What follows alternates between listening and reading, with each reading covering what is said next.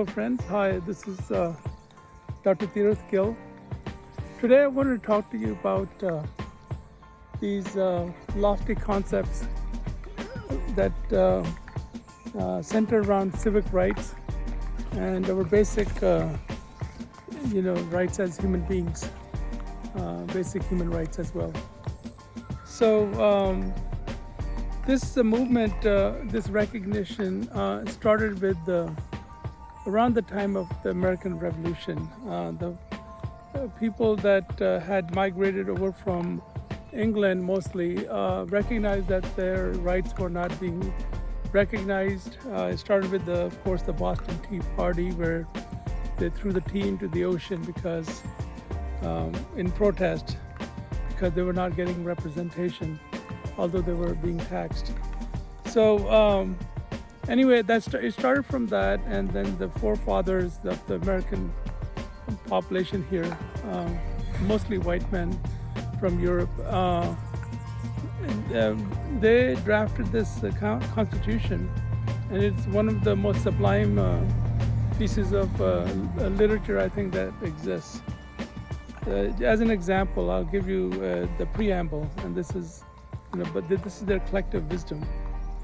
It's inspirational. It goes like this: we, the people of the United States, in order to form a more perfect union, establish justice, ensure domestic tranquility, provide for a common defense, promote the general welfare, and secure the blessings of liberty to ourselves and to our posterity, do ordain and establish the Constitution of the United States of America.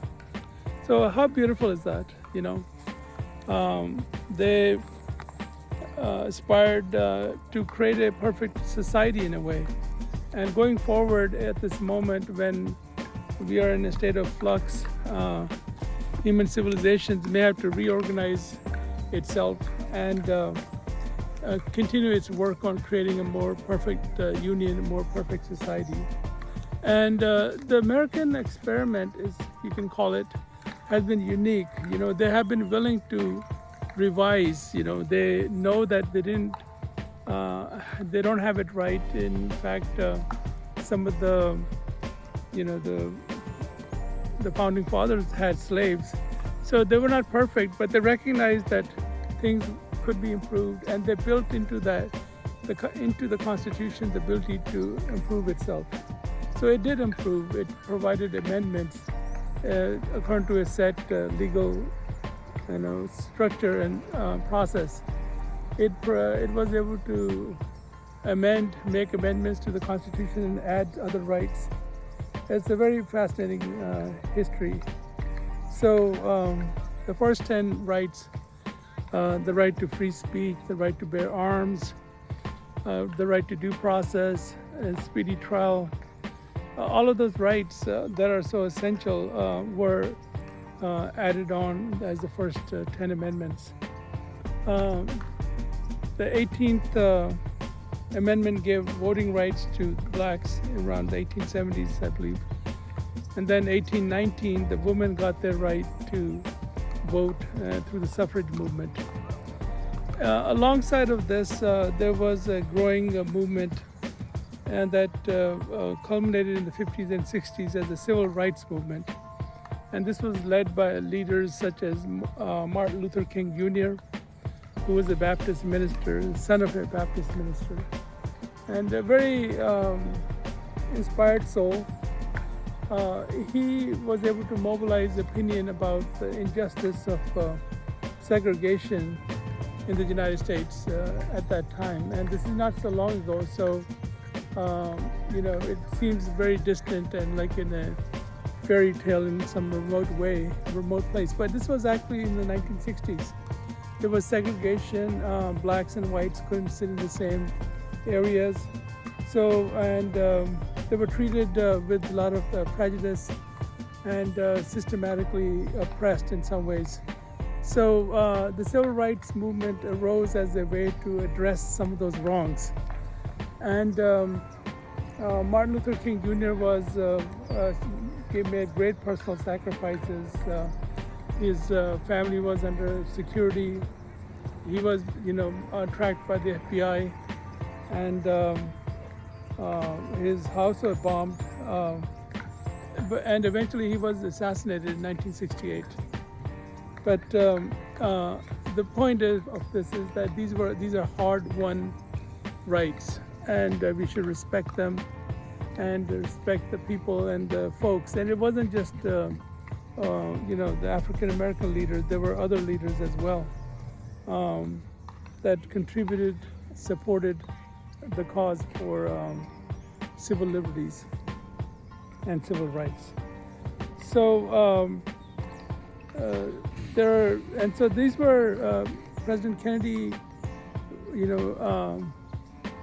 lobbied for it and wanted to get it done. Unfortunately, that he was tragically killed. And then President Lyndon Baines Johnson, took upon himself to push through that legislation, and he secured the passage of the Civil Rights Act in 1964 and signed it into law. The Civil Rights Act, has multiple prongs. Article 2 grants the equal right to housing, and there are other different areas. It grants equal right to employment also, without discrimination based on race, ethnicity, country of origin, sex, pregnancy status, age. Now, all of these categories which people use to discriminate on the basis of those discriminatory acts have been prohibited expressly by the Civil Rights Act, and they're very serious about its being enforced. Being a federal law, the states are obligated to comply, and they do comply. There are trainings that occur, and all the supervisors are expected to take mandatory training so that no one is unjustly treated. So that is the kind of thing I think human beings have exemplified that and proven that we can create just environments, just societies through legislation.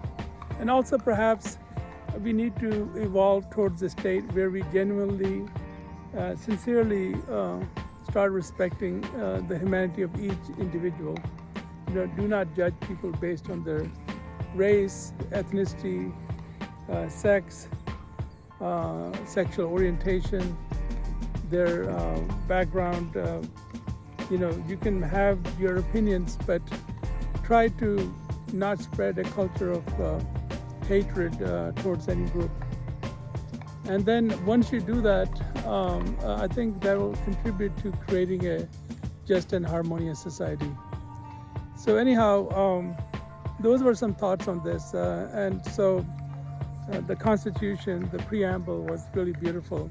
I think we continue to strive toward that more perfect union, and that's the greatness of this nation and of human beings in general, that we recognize when we are lacking in some area, and we are able to take steps to correct that issue. All right, well, take care. I'll see you all in the next video. Bye-bye.